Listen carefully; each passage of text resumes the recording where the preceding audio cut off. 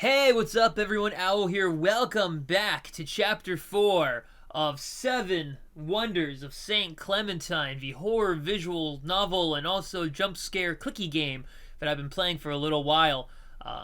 Made by Top Hat Studios and the lovely people at Imagine Fantasia from Jakarta, Indonesia. Shout out to JK City.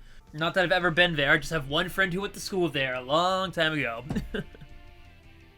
So in the last chapter, we exited the school after escaping from the night nurse, who might be the actual school nurse, apparently. And we discovered a pile of dead bodies that might be the missing students, who have apparently been going missing for decades. One of the missing people is actually our own mom, and we're not quite sure what the hell's happening with that. Our girlfriend might not be real, so that's kind of awkward. It's not even kinky, it's just like, oh, that's sad. We discovered that the 7 wonders are actually curses that we need to lift because our school used to be a hospital during World War II, and for those of you who don't know, the Japanese and the Indonesians didn't really quite get along very well.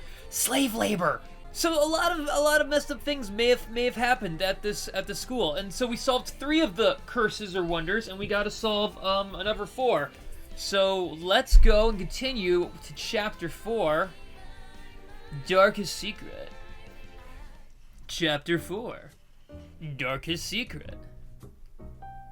It was something akin to drawing blood from a stone. When you were hoping for something that defied the nature of the world, you will either die or walk the path of dissatisfaction. Dying was better than living a life full of hardship, though, you say. But how about trying your best to prove yourself, rather than resigning to your so-called fate? Everything exists for a reason, including you. My dearest son. Alright, so it's our mom who's talking right now. Mom, what should I do? It was hard, wasn't it? Yeah, Mom. Did you make any friends? Yeah, a few of them. The class is nice to me as well, but I got good friends, the class vice president and my stoner millionaire roommate who apparently owns the school. I'm glad to hear that. But right now they're in danger. So what are you gonna do, my dear child? I'm gonna help them. I won't leave them alone. Look at you now. Not always crying and timid, say. I was a baby when you left. Of course I was always crying. You are now very dependable and responsible. Yeah, I'm potty trained now. No thanks to you. It was hard, wasn't it? Yeah, being potty trained by myself. A little bit. But I will face it. And I will also save you, Mom. I'll be waiting, my child. I'm going to assume that's an error, but whatever. Say woke up from his dream. This time he didn't wake up with such a bad aftertaste. On the contrary, he felt rager energized and enlightened, just like a man who had found his resolve and purpose in life. You're finally up. A girl in the boys' dormitory? Scandalous. Wait, did she and my roommate? Nah. In this school, that was a serious violation of the rule. But the one standing there by the window and speaking was Akawa Reiko, the one who knows the rules and upholds them. Be glad if you didn't wake up in a caravan to be beheaded. What? Is this the time for jokes? Was that even a joke? Reiko shouted at Yuta, who was standing just like her. Sei knew that something serious did happen, but he didn't want to beat around the bush. Last night, I fainted, right? Tell me what happened. The sun shone brightly. Its light penetrated through the window. Reiko was watching outside the room, as if preparing for the worst, for the unknown, and for an impending danger. Like, I don't know if the teachers are complicit in the disappearance of the students, but they definitely know more than they're letting on. You know, there's some sneaky shit happening at this school. Yeah, last night you fainted. And after that, we also lost your consciousness as well. Or at least, that's what we're trying to figure out. So they ran outside, saw the dead bodies, and fainted, and it looks like they got some mild amnesia. All I could remember was an immediate darkness right after seeing you faint. Oh yeah, because Yudo came out last. The vice president and Sei, we got out there first. We saw the bodies, we were like, whoa! And then Yudo, after like making a bargain with the deaf nurse, came out like, hey guys, they solved the deaf nurse, oh shit! And then we all... But I mean, like, if you stumbled upon a pile of dead students, you might, you know, have a little mental trauma yourself. What about the mountain of corpses? The band? Is that a band? I think it's a band. None of the two answered him. What happened? Do you know how long you've been sleeping? Is this the part where you tell me it's been 3 days? Sei looked at Yuto for an answer, but the big boy just shook his head. Both of you have been sleeping for 3 days! Boom! Called it! Ah, yes! I mean, I win nothing except satisfaction of my own self? I don't know. Both of you have been sleeping for 3 days. What? Yuto, who seemed like he knew something, was surprised as well. Are you serious? No. Oh, son of a bitch. What? Wow, okay. Nice. Thanks for making me look like an idiot, game. Both of you have actually been sleeping for 1 full day. 24 hours. Okay, that's still a long time to be asleep, though. When I got inside of his room, he was already waking up. She pointed at Yuto. What's wrong, man? Kinda regret that I woke up just now. I should have kept sleeping. You know, that's the thing, because Yuto went to visit his dad, because he had questions about the school and the curses. And supposedly his dad told him, like, yeah, this is why the school's cursed, but the details of which have not been revealed to us quite yet. Huh? Why? I mean, I could have seen Reiko-chan wake me up. What? Imagine a beautiful girl waking you up in the morning. You can see her teary eyes, her soft hand touching you. This dude is a lost cause, man. But then Yuto gave Sei a wink. A wink that could only be translated by the universal code of the bro code. Sei immediately picked up on what Yuto wanted. Of course, the girl he mentioned heard everything. She approached Yuto and raised her hand to Yuto. Immediately she grabbed his shirt and pulled him to the window. How about you never wake up again? Just die, will you? Reiko kept shoving Yuto to the window, but her strength wasn't enough to make Yuto budge. It's always nice when your class vice president tries to murder your roommate. You could probably get free tuition from that. He kept sneering happily at Reiko, much to her dismay. I could just leave the room if you want. This is getting kind of weird, guys. No. Yes, do it, bro. You're the best. He gave Sei the best smile, along with a big thumbs up. Stop there. Where are you going? Out of this crazy situation. Come on. You, shut up. Yeah. That was a nice punch.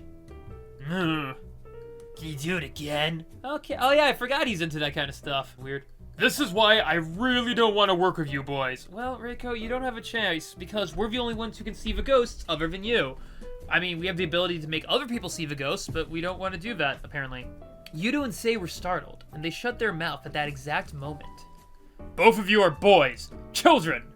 She screamed, and the always calm and well-composed vice president is screaming like she was going to lose it. Oh, shit. Or more like she was losing it from the very beginning. I didn't realize we'd triggered her. Sorry.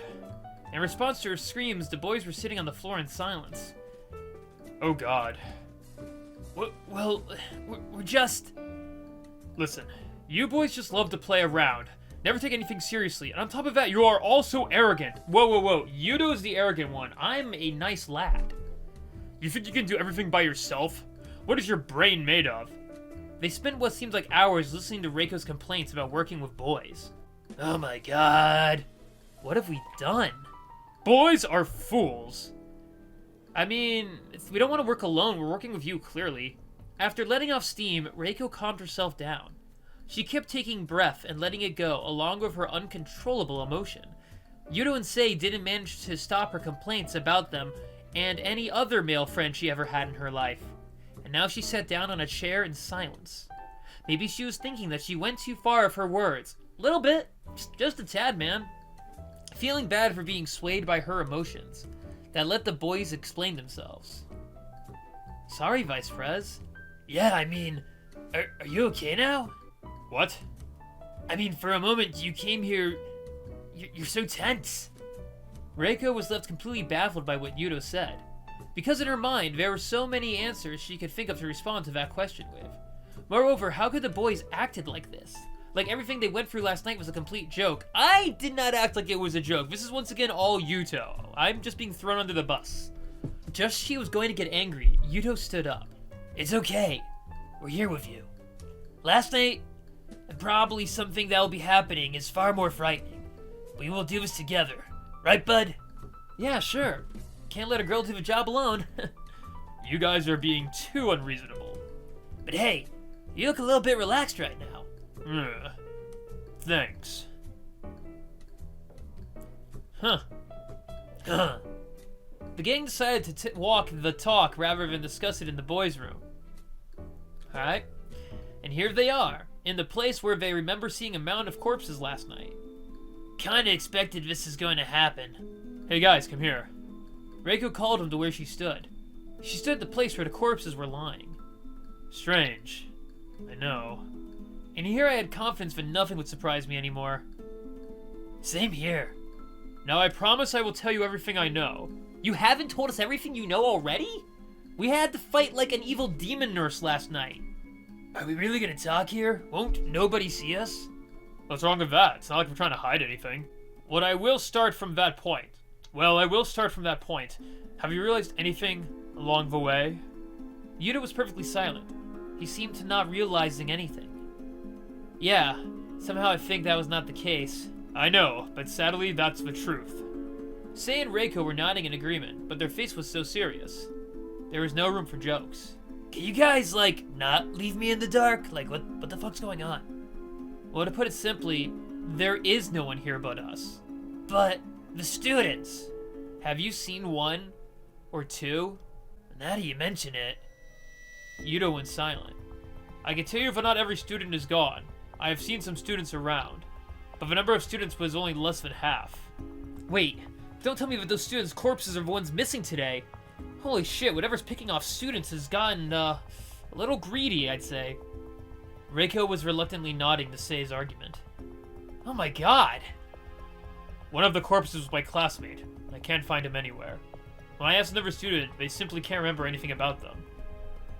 That's similar to the missing girls case. Oh, it's now taking boys too, shit. It's quite different because I checked their photograph and it's still there. For some reason, after hearing that, Sei remembered about Nana. What about her? Is she okay? Wait, Yuka-sensei, what about her? Sei wanted to ask Reiko about her, but his words stopped as Yuta opened his mouth. Tell me, Reiko-chan, are we dragging them to death? A sudden question came from Yuto's mouth. The question was so heavy that Reiko hesitated to even respond to that. That brought horror to Sei's mind, however. He immediately thought that because of his own personal gain, someone else had to suffer. No. It's what I really want to say with certainty. Sadly, I have no proof of that. It might be true, but I choose to believe that we didn't kill anyone. Alright, thanks. Yuta's face was far more tense than Sei could have remembered. How about the school? The system is practically gone. Today is Monday and it's 9 o'clock. You're right. There is literally no more school. Some kids will practically be happy with what's going on right now. Did you guys think that we're now living in another world? Someone would say the same thing if they came to a completely new environment. But we're facing the reality now. So what are we gonna do? Our goal right now is to confront the thing to tackle the death nurse. Hearing that name once again, the horror came back to their mind. To do that, we need the recording. And sadly, we can only do it one more time. This Song of Sorrow recording can be used to stop the thing, and kill it to retrieve something from its stomach. Kill it? Can we do that? Yes, we can. And what can we get from its stomach? A wedding ring. Huh. The phrase was enough to make Sei remember Suzu and Ryu's makeshift wedding. Do you really think this will stop the death nurse? That's the only way I know. Actually, there is one other thing that I haven't mentioned to you, Sei. What is it? It's about the final piece. A stone shrine. Guys, damn it, I'm so hungry. Can we take a break first? Yuto! This is not the time! The tension had completely dissipated. Wow. Yuto, no. Your stomach can wait. We're talking about a stone shrine that I've seen come to life and murder people. He managed to single-handedly bring them back to Earth, to reality. Yeah, sure, you guys haven't eaten since yesterday. Fine, whatever. Luckily the cafeteria still works just fine. Let's go. We can't go to war with an empty stomach after all. I mean, yes, that's technically true, but dude, come on. Huh? Dude, you're not coming? Sei didn't follow them. I think I'm okay. For some reason, he didn't feel any hunger at all. Was it due to fear? Was it due to the impending situation? Humans' brains work just like that sometimes, forgetting the needs of the body because their mind distracted them from it. Hey, you okay, man? Somehow I don't feel hungry at all, guys. Like I said, I'm fine. Just go eat with the vice pres. I have something to do first. Are you okay? Reiko looked really concerned. She felt that something strange had happened with Sei. Again, a woman's intuition. It's fine, but please don't worry about me. The hell's wrong with you, man? We better stick together. Besides, I'm really sure that Yuto just wants to be with you, Vice Pres. Yuto sighed. Damn, dude. At this condition, you really could say that? Well, I learned about using the best of opportunity anytime we can. No. While it lasts. It struck Reiko and Yuto this might be their last breath. That thought automatically made them hold their breath, as if the air that they had been taking for granted was really precious. The three drowned in deep thought. They agreed to give themselves a little time before facing the horrors which awaited them again. Alright, but tell me, where are you gonna go? Alright, at least we have to decide where we will meet. Sei was silent. He was thinking in his mind who he should look for. Should I go to Yuka-sensei or Nana? I really hope both of them are not getting involved in this. Yay, we have a choice. Look, Yuka-sensei's probably involved somehow. I'd rather check on my girlfriend. Especially since I'm pretty sure she's not a monster, and there's already been evidence that the teachers, like the staff, are actually, like, the monsters at night. So, library it is. Alright, let's meet at the choice in the afternoon. Dude! What? Be careful. Of course. You too, man. I should really go straight to the library. Sei ran down the hallway. Normally someone would call out to him and say it's forbidden to run in the hallway. But the system had deteriorated, because half the students vanished and the teachers are doing jack-dick about it, because the teachers are involved. He just wanted to see the girl, to see Nana. Sei entered the library quietly. And the library was empty as usual. This library is so strange. The lighting is always orangish. It looks like dusk, even though the sun is still up there outside. Well, whatever. That's not important right now. The one prominent thing that Sei noticed was no librarian.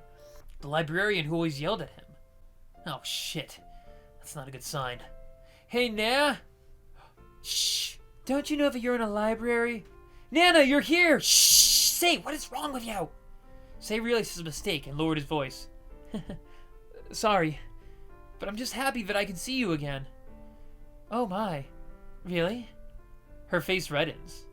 Yeah, I'm so glad. Are you okay? Yeah, I'm fine. Sei didn't want to get her involved with all of this. Are you hiding something from me? I'd like to exercise my right to keep my mouth shut. You're no fun. I know it sounds silly, but it feels so long since the last time I saw you. Well, the feeling is mutual. POV, Kurokawa Yuto. Damn, I'm full. Yuto could feel a slight increase in his belly. He had stuffed too much food into his stomach. Any food that came into his line of sight was immediately devoured like a caveman who had never eaten anything decent in his life. Fast metabolism was one of the many things he was proud of, and that helps him with very much in being an athlete. Yuto kept boasting about those things to the person walking beside him, a girl whom he likes the most, because of her charm, and she was actually his first love. Aww. You see, I have this very huge gyoza. It was a challenge, and She was obviously not listening while kept walking. Yuto caught up to her. You're not listening, are you? Huh? Yeah, I'm listening. You eat a lot and that huge challenge gyoza thing, right? Surprisingly, she was listening to the blabbering boy. Wow, okay. Did you manage to finish the gyoza? Yeah. He actually remembered that he puked horribly after eating the whole thing. How big was that gyoza? I mean, when I get him at my local Thai place, they're like little dumplings. So was it just like a massive dumpling? Sounds kind of tasty. Yeah, so did I. What? I also had this huge bowl of tempura rice worth of 7 kilograms. Oh my god. Don't you know? I'm a bit of a glutton, hee hee. Oh, they're into food porn. That's kinky and weird, but good for them. You know what? They got a shared interest. She smiled. She smiled to Yuto for the first time. Like, literally, ever. Wait! Point of view, Mizukami say. So, what have you been doing lately? Nina raised her eyebrows. The question was rather strange. Huh? If by lately you mean a few days ago, then I'm happy to tell you nothing much has changed. Nana put down a book on the table. She seemed to have finished reading about it. Just reading some fiction. Would you please tell me what you finished reading? A bit gruesome story. Do you mind? Not at all. That's kind of why we're here. We want the gore. All this BS about talking about relationships, I don't care about that. I want to see monsters ripping apart students. By all means. It's a story about a young boy who dreamed to become a captain. He was very determined and willing to work really hard to achieve his dream. His journey was a bit rough. He has a weak body and barely meet the requirements to join the military rank, but he didn't give up. One day, a war broke loose. Due to the shortage of captain, he was made one, and sadly, was going to be sacrificed to do a very dangerous mission. He miraculously survived. The mission was successful. He saved the country and eventually deemed as a hero. The man fell in love with a girl who was a nurse. They were a perfect match for each other. The girl was well known for her stunning beauty and prowess in her job. Oh, I bet they're talking about the gym teacher and of course the school nurse. I bet this is their actual, like, real love story. A stunning maiden and a hero. Don't you think that would be a great match? I'm not so sure about that, because every story of a person we've heard here ends tragically. Don't you think there's a reason why we can't see air? What?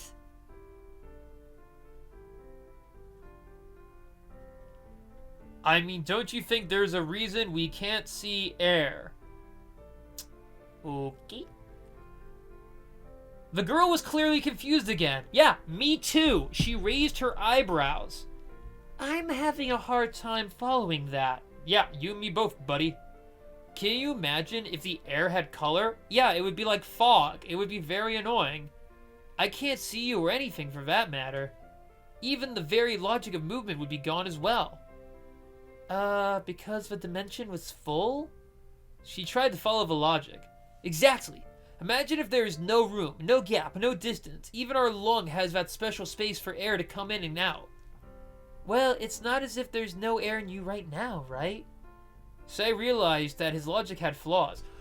You were talking about a story about a captain and a nurse. Now you're talking about what if we could see air? But what I'm trying to say is that something that is too perfect is the core of imperfection. There's no room for mistakes anymore. It's easier to break. The girl just smiled. Yeah, okay, Say. I totally follow you. Why do I like this guy again? And she continued the story. Anywho, another war breaks loose, and of course the captain was up for the job. He promised that he will marry her when he comes back. That's a bad flag. Yeah, long story short, his proud ship sunk by a naval mine. The captain, again, miraculously survived from the incident while his crew was completely annihilated and blown to smithereens, body chunks flying everywhere. The captain found himself in a cave. His body was full of bruises and he couldn't move his legs. Can we just call this man Miraculous Man? Funny you said that, because he managed to stay alive for as long as he could remember.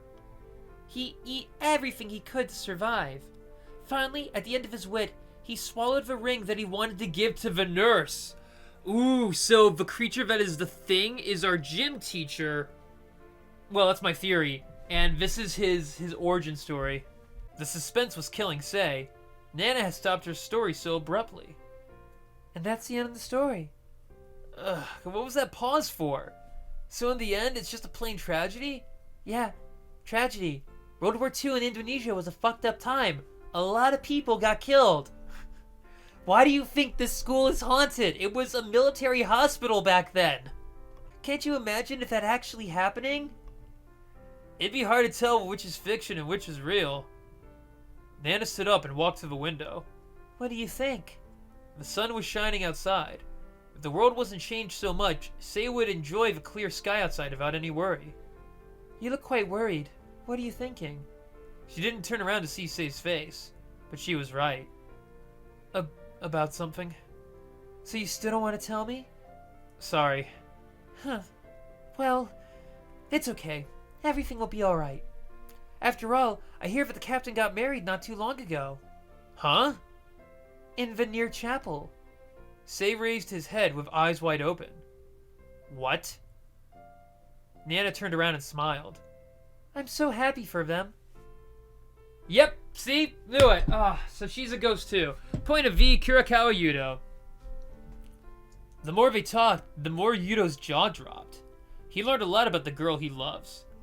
After her being a glutton, about her who was bad at making friends, about her stern and scary looking face, about her being an adopted child, about her personality, and so on.